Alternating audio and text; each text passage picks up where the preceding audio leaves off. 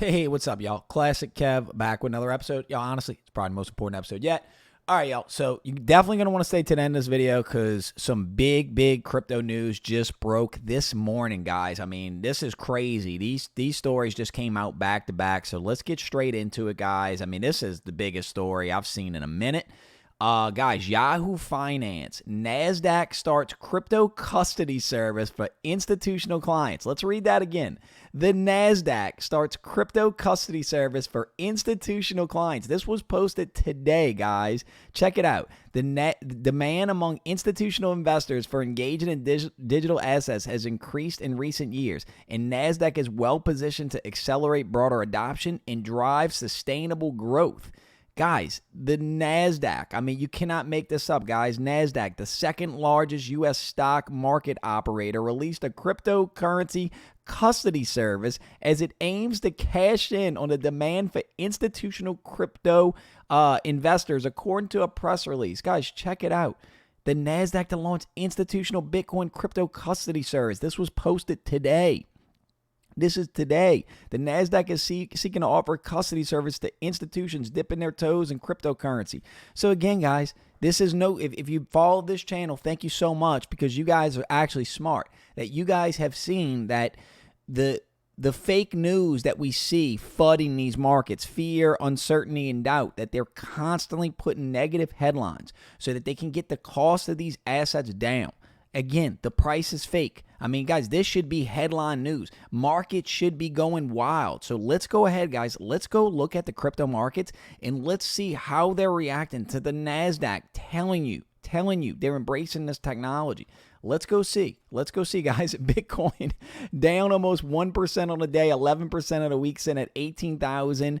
Ethereum down almost 17% on a week. So if you're wondering how is that possible? How can the Nasdaq come out and announce that they're embracing this technology, that they're bringing in all these institutional clients to buy crypto? I showed y'all the article yesterday that Fidelity and Charles Schwab were creating a giant crypto brokerage. It's simple, guys. They have to keep the price down. They have to manipulate the price to keep it down, to keep the retail investors like me and you out of it. They don't want you rich. They don't want you having money. And again, guys, this is not financial advice.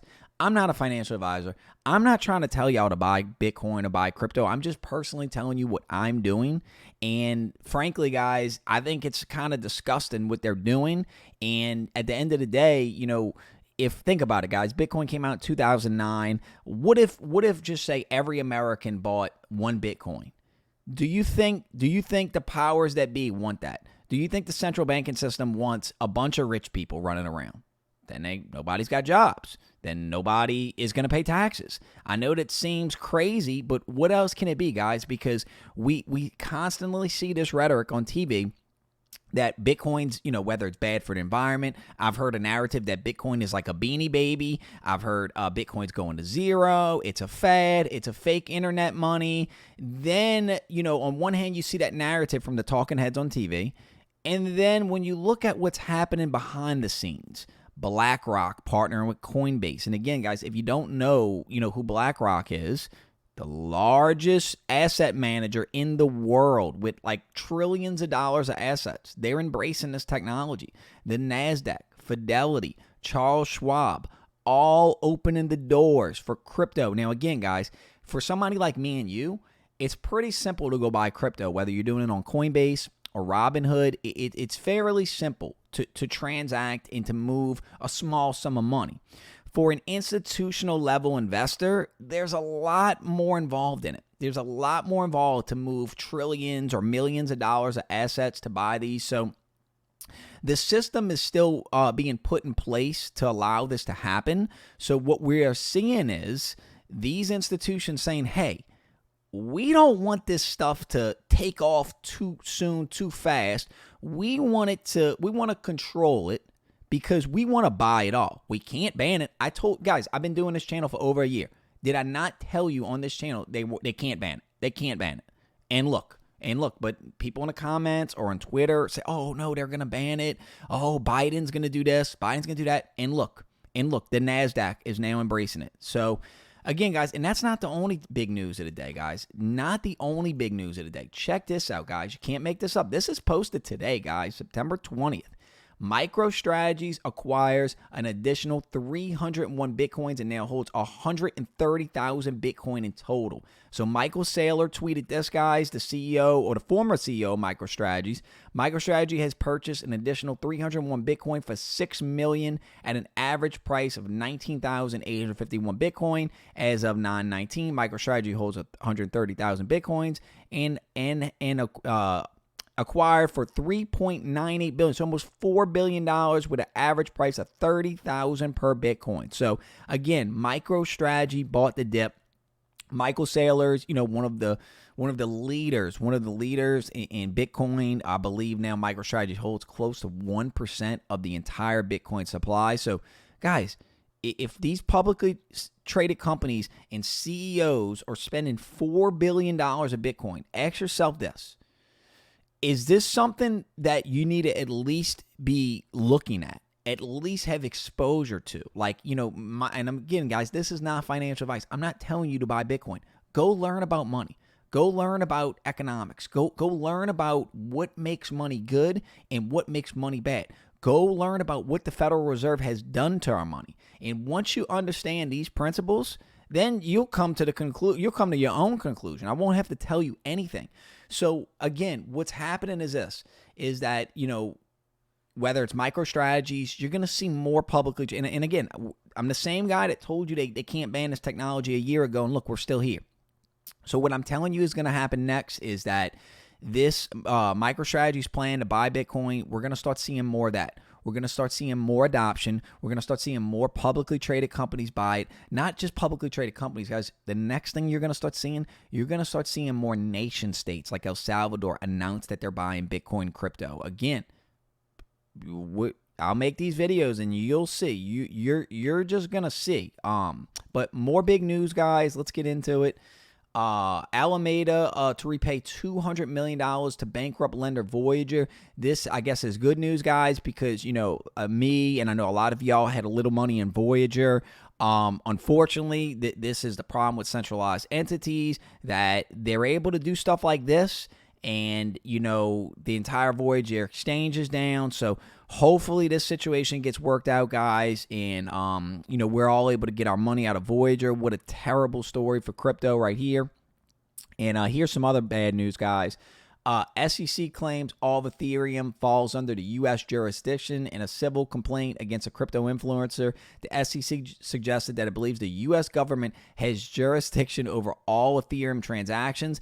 This is frightening, guys. This is frightening because, as you know, we talked about in this channel, Ethereum switching from proof of work to proof of stake.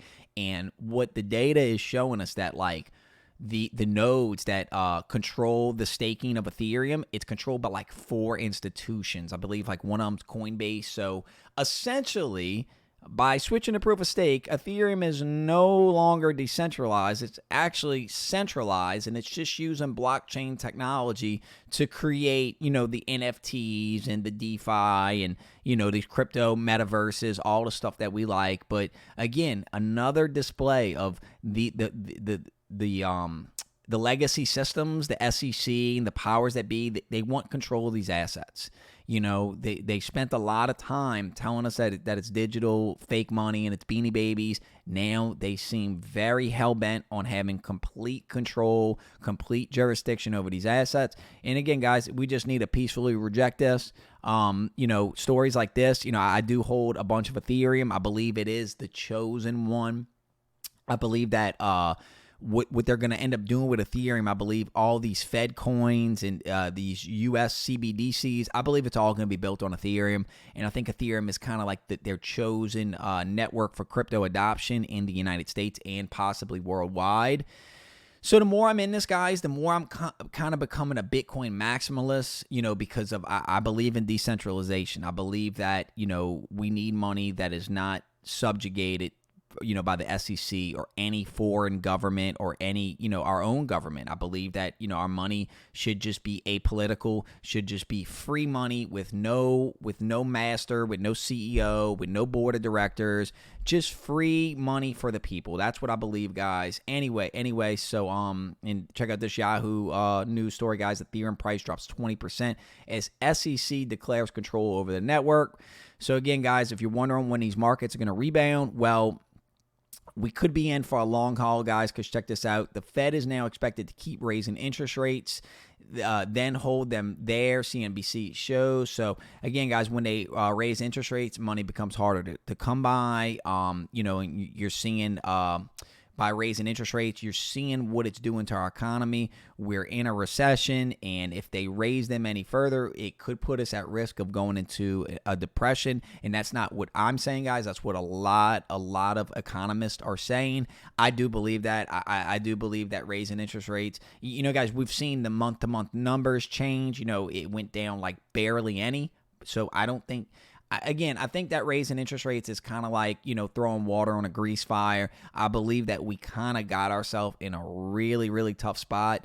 But again, as a hedge to inflation, I believe that Bitcoin and crypto are it's my number one right now. But I am invested in real estate, guys, and I am looking actually really hard at precious metals, gold and silver, and I am looking at alternative assets because, what my core belief is that the inflation we're seeing is not transitory. As our federal government told us before, it's not transitory.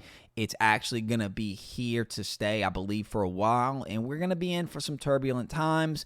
But again, I do have faith because the midterm elections are coming up, followed by a 2024 presidential election. So with the Fed has all anticipation of propping up the economy some type of way, and that's when we'll take profits.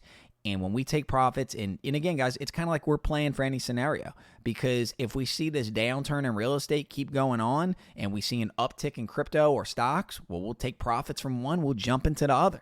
And again, I'll keep y'all up to date on any big purchases I make, Bitcoin, crypto, real estate, stocks, whatever I do, I'll definitely make videos on. And again, guys, as always, if you made this far in the video, for real, thank you so much for watching. I really enjoy having all y'all on this journey with me because I feel like, we're kind of all in this together. And I think a lot of you really are, smart when it comes to this stuff, and you kind of see the writing on the wall. It's perhaps just taking us a little longer than what we expected to get there. Guys, I didn't expect Bitcoin to be under $20,000 in 2022. But then again, guys, when Bitcoin's over $100,000, I'll probably be saying, man, I didn't expect it to be over $100,000 at this point. Anyway, y'all, I'm rambling. I'm Classic Kev. Thank you so much for watching, guys. I'm out. Peace.